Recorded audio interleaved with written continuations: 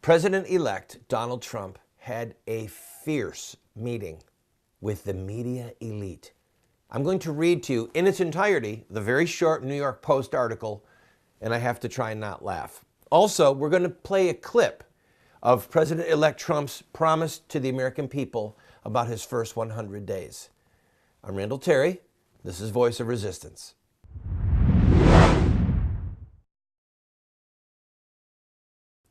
If you don't say it, they can't use it. If you do say it, it's all they've got to use. Besides doing this television show, my name is Randall Terry, by the way, and thank you for joining me. Besides doing this program, I have had the privilege of being interviewed by every major news outlet in America and many foreign news outlets from around the world. Australia, Italy, Germany, England, Japan, because of my pro-life work and some of my political work. So it's an adage in when you're dealing with the media. If you don't say it, they can't quote it. And if you do say it and that's all they've got to use, well, then that's all they've got to use.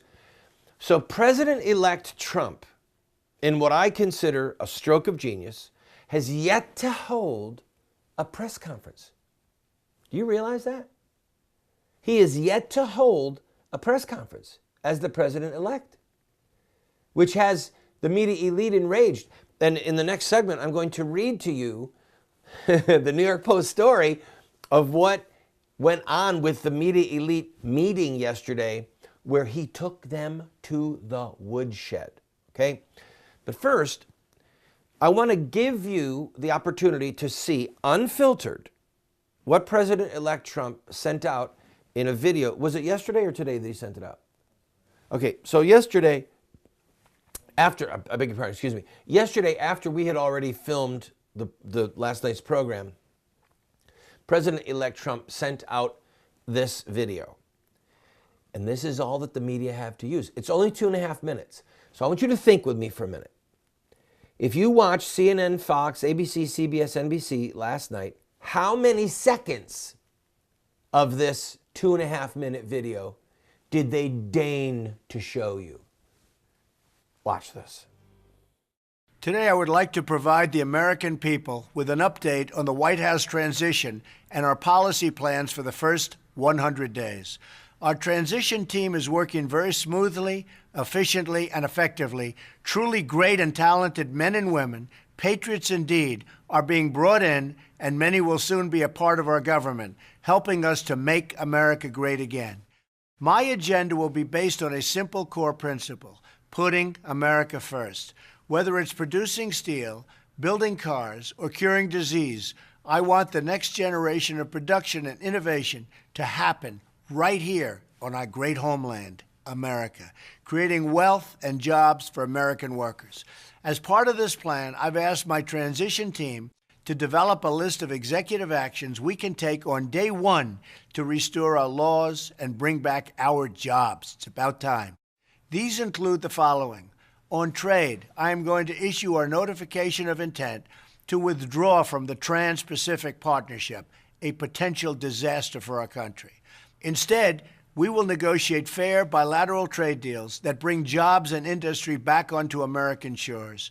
On energy, I will cancel job-killing restrictions on the production of American energy, including shale energy and clean coal, creating many millions of high-paying jobs. That's what we want. That's what we've been waiting for. On regulation, I will formulate a rule which says that for every one new regulation, 2 old regulations must be eliminated. So important. On national security, I will ask the Department of Defense and the chairman of the Joint Chiefs of Staff to develop a comprehensive plan to protect America's vital infrastructure from cyber attacks and all other form of attacks. On immigration, I will direct the Department of Labor to investigate all abuses of visa programs that undercut the American worker. On ethics reform, as part of our plan to drain the swamp, we will impose a 5-year ban on executive officials becoming lobbyists after they leave the administration, and a lifetime ban on executive officials lobbying on behalf of a foreign government. These are just a few of the steps we will take to reform Washington and rebuild our middle class. I will provide more updates in the coming days as we work together to make America great again for everyone, and I mean everyone.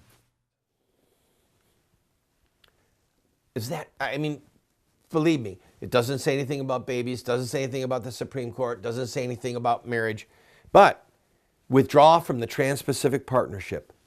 Bye-bye. I'm done. We're leaving. Instead, we're going to have bilateral agreements. And for those of you who don't speak international dialogue or political foreign policy dialogue, bilateral means I'm going to cut this deal with Japan. I'm going to cut this deal with Singapore. I'm going to cut this deal with Indonesia, whoever. So he's not going to say America is going to be a part of this big thing like the North American Free Trade Act. No, not going to happen. We're going to go country by country and create deals that are fair for us, that are fair for them. They're going to put their country first. We're going to put America first. That's got to have some of the globalists coming unglued. The next one, the canceling restrictions on American energy. People, again, ethics, the ethical crisis that we're facing, the killing of innocent babies, the shedding of blood, homosexual marriage, setting those aside for a minute. This is probably the single most important thing that will come out of this president, for domestic policy and foreign policy. I'm going to take a break. I'm over on a break, but I want to explain to you when we come back why that one issue of canceling restrictions, why that one issue is probably going to redefine America and redefine the world. And then I'm going to read to the New York Post story, either in the next segment or the one after that, about how he just took the media to the woodshed. I wonder if somebody had a secret camera in the room. I wonder if the Trump people had a little camera up in the corner. Oh my goodness. I'll be right back. Don't go away. I'm Randall Terry. This is Voice of Resistance.